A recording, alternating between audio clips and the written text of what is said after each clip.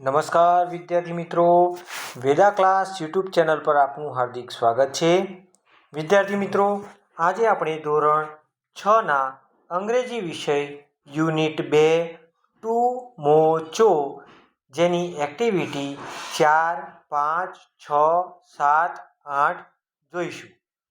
તો ચાલો વિદ્યાર્થી મિત્રો, આપણે આપણા પાઠ્યપુસ્તક તરફ જઈએ. તો ચાલો વિદ્યાર્થી મિત્રો, એક્ટિવિટી 4 તરફ આપણે આગળ વધીએ. એક્ટિવિટી 4. હવે 3 દિવસ પછી મોટું તેના મિત્ર છોટુની મુલાકાતે ગયો.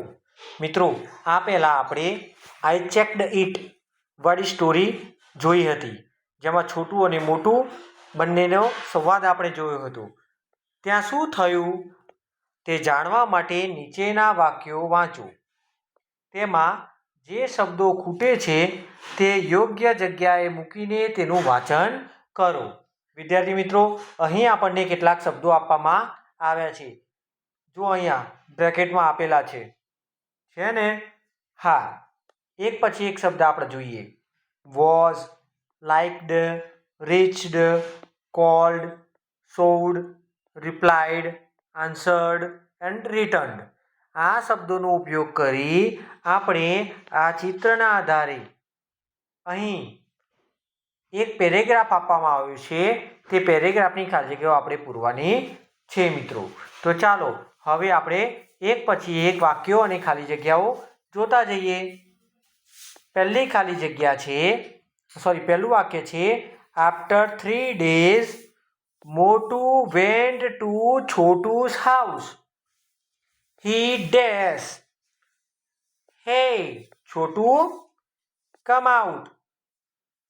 એટલે કે વિદ્યાર્થી મિત્રો, અહીં ખાલી જગ્યાની અંદર પેલો છોટુને શું કરે છે? બોલાવે છે. એટલે આપણે અહીંયા લખીશું cold.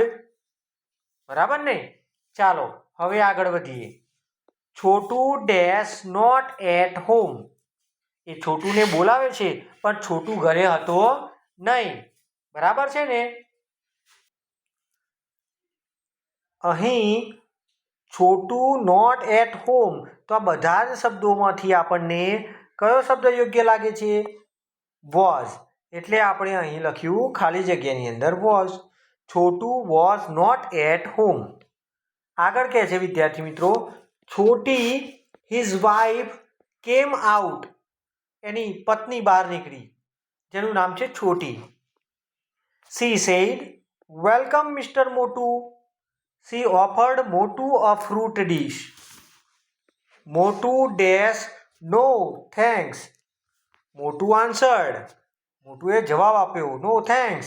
I am in hurry. હું ઉતાવળમાં છું. Where is Chhotu? છોટું ક્યાં છે?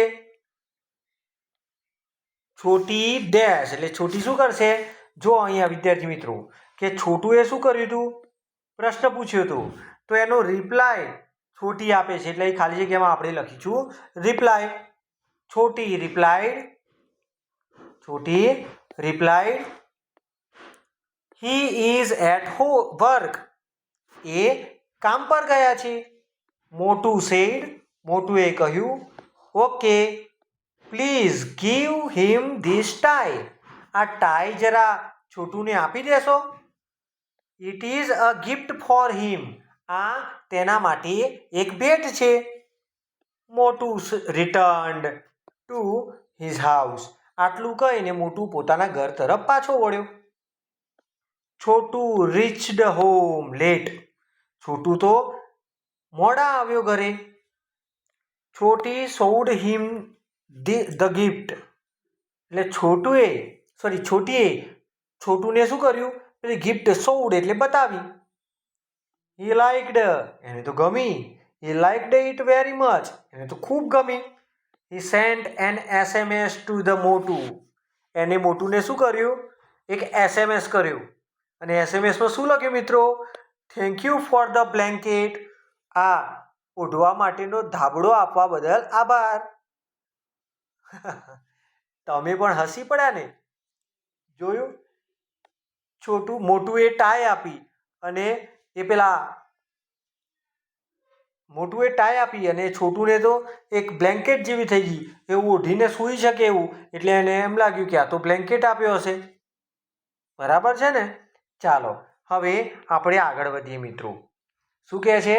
આ વાર્તા તમારા મિત્રોને તથા ભાઈ બહેનને કહો. તમે તમારા નાના ભાઈ બહેન હોય, મોટા ભાઈ બહેન કે મમ્મી પપ્પા હોય, એમને આ વાર્તા જરૂર કહેજો મિત્રો. હવે એક્ટિવિટી 5 કવિતા માણો. અને કવિતાનું નામ છે ધ રેઇનબો. ચાલો મિત્રો હવે કવિતા તરફ આગળ વધીએ. આપણે ખાલી આ કવિતાનું પઠન કરવાનું છે. Boats sail on the rivers, boats sail on the river, and ships sail on the seas. But clouds that sail across the sky are prettier than these. There are bridges on the rivers as pretty as you please, but the bow that bridges heaven and overtops the trees and builds a road from earth to sky is prettier far than this. તો આ poem આપણે વાંચવાની હતી, જે Christian રોસેટીએ લખેલી છે. ત્યાર પછી આપણે એક્ટિવિટી 6 જોઈએ મિત્રો. હવે એક્ટિવિટી 6 ની અંદર શું કહે છે? તો કહ્યું છે એક્ટિવિટી 6 જૂથ કાર્ય કરો. બોક્સમાં આપેલા શબ્દોને યોગ્ય ખાનામાં મૂકી કોઠો પૂરો કરો. જરૂર પડે શબ્દકોશનો ઉપયોગ કરો. મિત્રો અહીં જે શબ્દો આપ્યા છે તે શબ્દો આપણે પહેલા જોઈ લઈએ.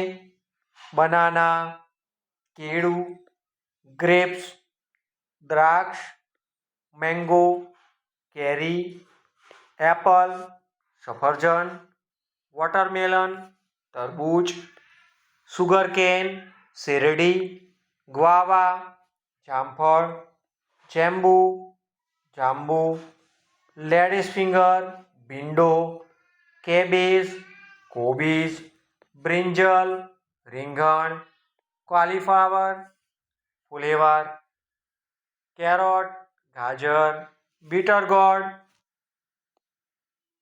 કારેલું, પોટેટોઝ રીંગણ, ઓનિયન ડુંગળી, Uttarayan, Diwali, Holi, Rakshabandhan, Christmas, Janmashtami, sweater, umbrella, raincoat, scarf, fan, goggles, heater, air conditioner.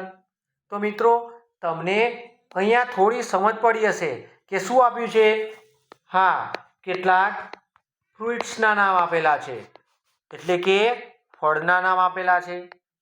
કેટલાક વેજીટેબલ્સના નામ આપેલા છે, એટલે કે શાકભાજીના નામ આપેલા છે. કેટલાક ક્લોથ્સના નામ છે. કેટલાક ઓબ્જેક્ટ છે, એટલે કે વસ્તુઓ છે. બરાબર. આ વસ્તુઓને આપણે ઋતુ પ્રમાણે, જેમ કે અહીં આપી છે વિન્ટર, તો વિન્ટર એટલે બોલો જોઈ. અરે ચિત્ર જોઈ તો સમજણ પડી જ જાય. આવા વસ્ત્રો તમે ક્યારે પહેરો છો? હા, શિયાળામાં. તો વિન્ટર એટલે શિયાળો. હા, અને આ ટોપી ક્યારે પહેરો છો? તમે કહેશો સાહેબ અમે તો સમરમાં પહેરીએ છીએ. તો સમર એટલે ઉનાળો. શું થાય? ઉનાળો. ત્યાર પછી છે, જો એને હાથમાં શું લીધું છે? હા, સરસ મજાની અમ્બ્રેલા લઈને ફરે છે. તો શું શિયાળામાં ફરતી હશે? ના, ઇટ ઇઝ મોન્સૂન. મોન્સૂન એટલે ચોમાસું. શું થાય મોન્સૂન એટલે? ચોમાસું. બરાબર ને? ચાલો હવે આપણે મૂળ એક્ટિવિટી પર આવી જઈએ. હવે આપણે મિત્રો કરવાનું છે શું કે ઉપરમાંથી જે શબ્દો છે એ એક એક શબ્દ આપણે અહીંયાથી ઉઠાવવાનો છે. જેમ કે આપણે પહેલાં લઈએ બનાના. તો બનાના કેવી રીતે ક્યાં મૂકીશું? તો બનાના શું છે? એ એક ફ્રૂટ છે એટલે કે ફળ છે, વેજીટેબલ છે એટલે કે શાકભાજી છે, ફેસ્ટિવલ એટલે તહેવાર છે, કે કોઈ યુઝફુલ થિંગ્સ એટલે કોઈ ઉપયોગી વસ્તુ છે. તો તમે કહેશો સર એ તો શું છે? હા સર એ તો ફ્રૂટ છે. તો તમે તદ્દન સાચા છો. પણ જુઓ અહીંયા ક્યાંય મેં બનાના લખ્યું નથી. કેમ? કારણ કે બનાના આપણને ક્યારે જોવા મળે? તો બનાના આપણને સમર ઉનાળો અને ચોમાસુમાં જોવા મળે. એટલે આપણે એ લખ્યું બનાના. બરાબર ને? આ મિત્રો તમને બતાવવા માટે જ મેં લખ્યું ન હતું. એવી જ રીતે મોન્સૂનમાં પણ મળે છે. તો આપણે અહીં પણ બનાના લખી શકીએ. જેમ કે અત્યારે જુઓ તમને કેળા ખાવા મળે છે ને? હા, જોકે હવે તો બધી જ શાકભાજી, બધા જ ફળો આપણને બધી જ ઋતુઓમાં પ્રાપ્ત થાય છે.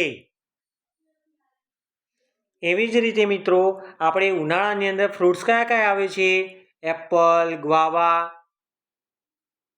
વેજીટેબલ્સમાં આપણે લખીશું cabbage, brinjal, cauliflower, carrot, potatoes, onion. એવી જ રીતે ફેસ્ટિવલ એટલે કે આપણા તહેવારો. ફેસ્ટિવલ એટલે શું? તહેવાર. તો તહેવારોમાં આપણે ઉત્તરાયણ, દિવાળી, રક્ષાબંધન અને ક્રિસમસ એ આપણે વિન્ટરમાં ઉજવીએ છીએ એટલે કે શિયાળામાં ઉજવીએ છીએ. તો એ શિયાળામાં ઉપયોગી વસ્તુઓ કઈ કઈ હતી ફકરામાંથી પેલા શબ્દોમાંથી? તો એક છે સ્વેટર અને બીજું છે સ્કાર્ફ. બરાબર? એવી જ રીતે ઉનાળાની અંદર આપણને banana, grapes, mango, watermelon and sugarcane વગેરે જેવા ફ્રૂટ્સ આપણને જોવા મળે છે. એટલે મેં અહીંયા ફ્રૂટ્સમાં આ બધા ફ્રૂટ્સ લખ્યા છે ઉનાળાની અંદર. તો ઉનાળાની અંદર લેડીઝ ફિંગર અને બીટર ગોળ, કારેલા, ભીંડા વગેરે શાકભાજી આપણને મળે છે. જેથી મેં અહીંયા સમરમાં શાકભાજીમાં 2 નામ લખ્યા છે. એવી જ રીતે ઉનાળાની અંદર આપણને હોળીનો તહેવાર ગમે છે અને ઉનાળાની અંદર આવે છે એટલે ફેસ્ટિવલની અંદર મેં લખ્યું હોળી. એવી જ રીતે આપણને ઉપયોગી વસ્તુઓ કઈ કઈ હોય છે ઉનાળામાં? તો સમરમાં આપણે ફેનનો ઉપયોગ કરીએ છીએ, એર કન્ડિશનરનો ઉપયોગ કરીએ છીએ, તેમજ ગૂગલ્સનો પણ ઉપયોગ કરીએ છીએ. બરાબર ને વિદ્યાર્થી મિત્રો? હવે જોઈએ મોન્સૂન એટલે કે ચોમાસું, તમારું ફેવરેટ. હમણાં જુઓ કેવી રજાઓ મળી ગઈ તમને. પણ ભણવાનું બગડ્યું ને? તો આપણને ન ગમવું જોઈએ. મોન્સૂનમાં જ આપણે જાંબુ ખાઈએ છીએ. શાકભાજી ફકરામાંથી આપેલી એક પણ નથી. પણ મિત્રો મેં કહ્યું એમ આપણને હવે બધી જ શાકભાજી, ફળો આપણને કોઈ પણ સિઝનમાં મળી રહે છે. એવી દવાઓ, પેસ્ટિસાઇડ અને સાથે સાથે એની સાચવણીની કેટલીક રીતો આપણે વિકસાવી છે. એટલા માટે અહીંયા પણ તમે ગમે તે શાકભાજી લખો તો પણ એ સાચું કહેવાય. ચોમાસામાં આપણે જન્માષ્ટમીનો તહેવાર ઉજવીએ છીએ અને ચોમાસામાં અમ્બ્રેલા અને રેનકોટ જેવા સાધનોનો આપણે ઉપયોગ કરીએ છીએ. મિત્રો તમે અમારા વિડીયો જોતા હોવ તો લાઈક કરવાનું ભૂલશો નહીં. ચેનલને જો હજુ સુધી સબસ્ક્રાઈબ કરી નથી તો ઝડપથી સબસ્ક્રાઈબ કરી લો. ચાલો હવે આપણે એના પછીની એક એક્ટિવિટી તરફ જઈએ જે એની અંદર આપેલી છે. કોઠાની નીચે આપેલા વાક્યો સાંભળો, બોલો. તે વાક્યો કયો દિવસ સૂચવે છે તે નોંધો. તે દિવસ કોઠામાં યોગ્ય ખાનામાં લખો. તો મિત્રો જો અહીંયા એ વાક્યોમાં એવા નથી એટલે મેં વાક્યોના ક્રમ અહીંયા નોંધ્યા છે. પરંતુ આપણે ફક્ત ક્રમ એકલા નોંધી દેવાના નથી. આપણે તો શું કરવાનું છે ભાઈ? હા, આપણે વાક્યોને સમજતા જઈશું અને આગળ લખતા જઈશું. જુઓ મિત્રો અહીંયા સિઝન એટલે કે શું કહેવાય? ઋતુઓ. અહીં વિન્ટર હમણાં જ જોયું. શિયાળો અહીં છે સમર એટલે કે ઉનાળો. ત્યાર પછી માફ કરશો મિત્રો, એવી જ રીતે ત્રીજું છે મોન્સૂન એટલે કે ચોમાસું. અહીંયા પછી આપણે શું લખવાનું છે? મંથ્સ ઓફ ધ યર એટલે કે વર્ષના મહિના. ડિસેમ્બર, જાન્યુઆરી, ફેબ્રુઆરી, માર્ચ, એપ્રિલ, મે, જૂન, જુલાઈ, ઓગસ્ટ, સપ્ટેમ્બર, ઓક્ટોબર, નવેમ્બર. મિત્રો આ મહિનાઓ લખતી વખતે આપણે ઉપરની ઋતુઓને પણ ધ્યાનમાં રાખવાની છે. જેમ કે શિયાળામાં ડિસેમ્બર, જાન્યુઆરી, ફેબ્રુઆરી, માર્ચ મહિનો આવે છે, તો મેં વિન્ટરવાળા ખાનામાં લખ્યા છે. તમારે પણ આ લખવાનું છે મિત્રો. આ છાપેલું નથી, મેં લખ્યું છે, એટલે તમારે પણ ખાલી જગ્યા હશે તમારે લખવું પડશે. ચલો હવે પહેલું વાક્ય જોઈએ આપણે. પહેલું વાક્ય શું કહે છે? તો પહેલું વાક્ય કહે છે our teacher talked about it in assembly hall.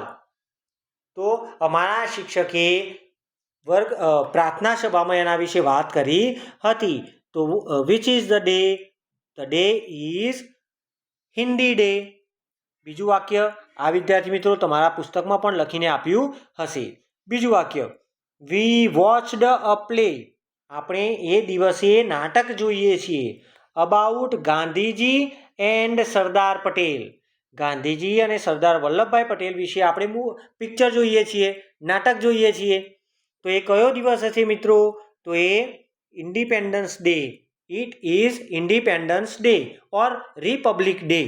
બંનેમાંથી કોઈ પણ તમે લખી શકો છો. એટલે કે આ 15મી ઓગસ્ટ, રિપબ્લિક ડે એટલે 26મી જાન્યુઆરી. ત્યાર પછી પ્રશ્ન number 3, students played the teachers role. તમે ક્યારે શિક્ષક બન્યા છો તમારી શાળામાં મિત્રો? હા, તો ક્યારે બન્યા છો? તો ઓન ધ ટીચર્સ ડે. ચોથું વાક્ય વી કલેક્ટેડ ફોટોગ્રાફ્સ. આપણે ફોટા ભેગા કરીએ છીએ and information about doctor Ambedkar. આપણે ડૉક્ટર બાબા સાહેબ આંબેડકરના ફોટોઝ એકત્રિત કરીએ છીએ અને એમના વિશેની માહિતી એકત્રિત કરીએ છીએ. ઇન્ફોર્મેશન એટલે માહિતી. તો કયો દિવસ હોય છે? તો તમે કહેશો વિદ્યાર્થી મિત્રો આંબેડકર જયંતિ. તો એ બિલકુલ સાચું છે. ત્યાર પછી 5મું વિધાન છે we played a quiz on the poets and writers of Gujarat. આપણે ગુજરાતના પોએટ્સ એટલે કવિઓ એન્ડ રાઇટર્સ એટલે લેખકો વિશે પ્લાન્ડ અ ક્વિઝ એટલે કે આપણે ક્વિઝનું આયોજન કરીએ છીએ. તો એ દિવસ કયો હશે મિત્રો? તો એ દિવસ છે મધર લેંગ્વેજ ડે અથવા ગુજરાતી લેંગ્વેજ ડે, ગુજરાતી ભાષા દિવસ. બરાબર છે. ત્યાર પછી વિદ્યાર્થી મિત્રો વિધાન number 6, our school has vacation. આપણી શાળામાં રજા છે. બટ વી ગેધર્ડ અને છતાં આપણે ભેગા થઈએ છીએ to plant saplings in our garden. આપણા બગીચામાં સેપલિંગ્સ એટલે છોડવા. આપણા બગીચામાં છોડ પ્લાન્ટ કરવા એટલે ઉછેરવા માટે, રોપવા માટે આપણે ભેગા થઈએ છીએ. તો એ દિવસ કયો હશે મિત્રો? તો એ દિવસ 5 જૂન વર્લ્ડ એન્વાયરમેન્ટ ડેનો દિવસ હશે. ત્યાર પછી વિધાન number 7, our school has a holiday. આપણી શાળામાં રજા હોય છે. But we gathered two remember Gandhiji. પરંતુ આપણે ગાંધીજીને યાદ કરવા માટે ભેગા થઈએ છીએ. તો ઇટ ઇઝ અ ગાંધી જયંતિ. ત્યાર પછી વિધાન નંબર 8 મિત્રો વી સેલિબ્રેટેડ પ્રવેશોત્સવ. આપણે પ્રવેશોત્સવ ઉજવીએ છીએ. મિત્રો આ વિડીયો ગમ્યો હોય તો લાઈક અવશ્ય કરજો. સબસ્ક્રાઈબ કરવાનું ભૂલશો નહીં. તમે મોબાઈલ પોર્ટ્રેટ વ્યૂમાં રાખશો ત્યારે તમારા આ ખૂણામાં એક સબસ્ક્રાઈબનું બટન દેખાશે. એ સબસ્ક્રાઈબનું બટન દબાવી તમે અમારી ચેનલને સબસ્ક્રાઈબ જરૂર કરશો. હા, આ વિડીયોને શેર કરવાનું ભૂલશો નહીં. ચાલો હવે આપણે વાત કરતા હતા પ્રવેશોત્સવની. તો તમારી શાળામાં પણ પ્રવેશોત્સવ ઉજવાતો હશે. તો એ દિવસ કયો હોય છે? પ્રવેશોત્સવ. બરાબર છે મિત્રો? જુઓ, આ તો પરીક્ષામાં પૂછાય ને તો એકદમ સરળ છે. પ્રવેશોત્સવનો જવાબ પ્રવેશોત્સવ. બરાબર ને? એવી જ રીતે બીજું એક જોઈએ આપણે, ટીચર્સ રોલ, તો ટીચર્સ ડે છે ને. ગાંધીજીને યાદ કરવા માટે આપણે ભેગા થઈએ છીએ તો ગાંધી જયંતિ. ત્યાર પછીનું 9મું વિધાન છે મિત્રો, we participated in the sport day. આપણે સ્પોર્ટ ડેમાં ભાગ લઈએ છીએ. ટુ પાર્ટિસિપેટ એટલે ભાગ લેવો. બરાબર મિત્રો? શેમાં ભાગ લેવાની વાત છે? Sport day. તો આનો પણ જવાબ સરળ એકદમ, એનો એ જ જવાબ છે, ઇટ ઇઝ સ્પોર્ટ ડે. એટલે કે રમતોત્સવ હશે એ દિવસે. ત્યાર પછી વિધાન number 10, we watched a children's film on that day. આપણે એ દિવસે ચિલ્ડ્રન ફિલ્મ એટલે કે બાળકોનું મૂવી જોઈએ છીએ. તો it is a children day. મિત્રો, જ્યારે તમે આ વિડીયો જુઓ ત્યારે તમારે લખવાનું બિલકુલ નથી. પહેલાં ખૂબ ધ્યાનપૂર્વક આ વિડીયોને તમારે નિહાળવાનો છે અને પછી એક એક્ટિવિટીઝ તમારે લખવી હોય તો તમે જોતા જાઓ, સ્ટોપ કરતા જાઓ, જેથી પુનરાવર્તન પણ થશે અને સાથે સાથે શું થશે? હા, ગૃહકાર્ય પણ થતું જશે. વિદ્યાર્થીઓ, ચાલો હવે ત્યાર પછીની એક્ટિવિટી નંબર 7, જેમાં આપણને એમ કહ્યું છે કે નીચેના વાક્યો સાંભળો અને વાંચો. મિત્રો, આ વિધાનો ધ્યાનથી સાંભળો અને વાંચજો પણ. કેમ? કારણ કે જુઓ, એના નીચે એક એક્ટિવિટી આપેલી છે. હવે નીચેના વાક્યોને આ પ્રમાણે બિફોર અને નાવ બેમાં વર્ગીકૃત કરવાના છે, એટલે જુદા પાડવાના છે, ઓળખી બતાવવાના છે. તો એના માટે આ પૂર્વ તૈયારી માટે આપણને આપેલું છે. ચાલો વિદ્યાર્થી મિત્રો, આપણે જોઈએ કે આ જ્યારે બિફોર લખેલું છે, જોયું તમે? ત્યારે વાક્યની અંદર ક્રિયાપદનું ભૂતકાળ આપેલું છે. જેમ કે અહીં જુઓ, પ્લેડ. એવી જ રીતે આ વાક્યમાં પણ સેલિબ્રેટેડ. એવી જ રીતે અહીંયા બિફોર લખ્યું છે તો આ વાક્યમાં પણ કુકડ લખેલું છે. અહીંયા પણ બિફોર છે તો અહીંયા વોશ્ડ ક્રિયાપદનું ભૂતકાળ છે. બરાબર છે? જ્યારે આપણે હવે જોઈએ કે જ્યારે વાક્યમાં નાવ લખેલું છે ત્યારે વિધાનની અંદર is am are plus ING આપેલું હશે.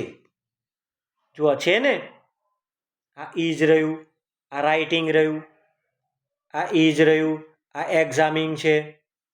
અહીંયા પહેલાં જોયું આર સિંગિંગ. એનો મતલબ એમ થયો મિત્રો, આની ચર્ચા આપણે અગાઉના વિડીયોઝમાં કરેલી જ છે, છતાં હું ફરીથી કહું છું. જો મિત્રો, વિડીયો સ્કીપ ન કરવાનું કારણ આ જ છે. વચ્ચે જે મહત્ત્વની બાબતો આવતી હોય એ આપણે શીખતા જવું પડશે. મિત્રો, જ્યારે આપણે નાવવાળા વાક્યો લખીએ છીએ, એક મિનિટ, જ્યારે આપણે નાવવાળા વાક્યો લખવાના હોય અથવા શોધવાના થાય ત્યારે આપણે વાક્યની અંદર જોવાનું કે એ વાક્યમાં શું એમ, ઇઝ, આર આપેલું છે. જો હા, તો બીજી વસ્તુ ચેક કરવાની છે. તો એની પછીનું તરતનું જે ક્રિયાપદ છે એ ક્રિયાપદ કેવું હશે? એ ક્રિયાપદને આઈએનજી લગાડેલું હશે. જેમ કે આઈ એમ ટીચિંગ નાવ. તો જુઓ મિત્રો, વાક્યની અંદર શું આવ્યું? હા, એમ અને આ ટીચ એ ક્રિયાપદ છે જેની પાછળ મેં આઈએનજી પણ લગાવ્યું. તો આ વિધાન શેનું થઈ ગયું? નાવનું બની ગયું. ચલો હવે આ જ વાતને આપણે આપણા વાક્યોની અંદર જોઈએ. પહેલું વિધાન છે, ripple and Hetal prepared rangoli. જુઓ મિત્રો, આ એક્ટિવિટીમાં જે વાક્ય આપેલું છે, આ પહેલા વાક્યની અંદર કોઈ જગ્યાએ એમ ઇઝ કે આર આપેલું નથી, તેમજ આઈએનજી વાળા રૂપો પણ આવેલા નથી. એટલા માટે મિત્રો આ વાક્ય કયું બનશે? તો તમે કહેશો સર આ વાક્ય તો શેનું છે? ભૂતકાળનું છે. એટલે કે આ ક્રિયા તો બધી પતી ગઈ છે. જુઓ અહીંયા મિત્રો પ્રિપેરનું ભૂતકાળ આપેલું છે, પ્રિપેર્ડ. એટલા માટે મેં અહીંયા લખ્યું બિફોર. તમે પણ અહીંયા બિફોર લખજો. અત્યારે નહીં હો, પહેલાં આખો વિડીયો જોઈ લો અને પછી પોઝ કરતા જાઓ, ફરી સાંભળતા જાઓ અને લખતા જાઓ.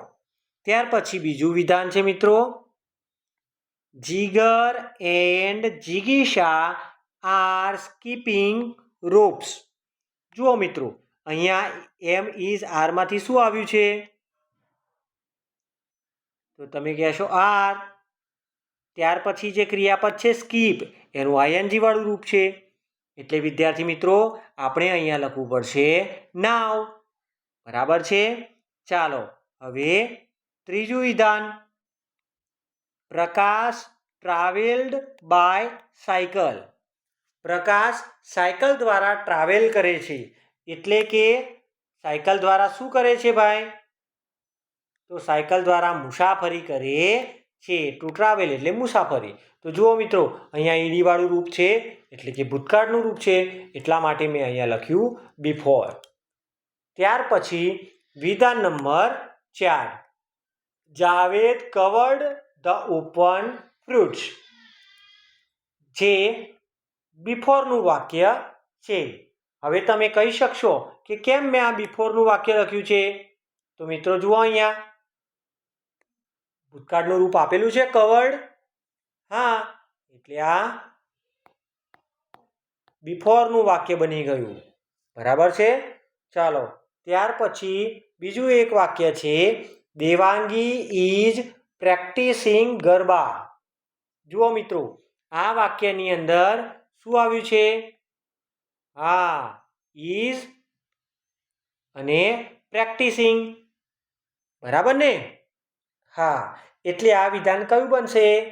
તમે કહેશો કે સર આ વિધાન તો શેનું છે? નાવ. ચાલો હવે પાંચમું વાક્ય. પાંચમું વિધાન કહે છે, નીરવ એન્ડ સોરી મિત્રો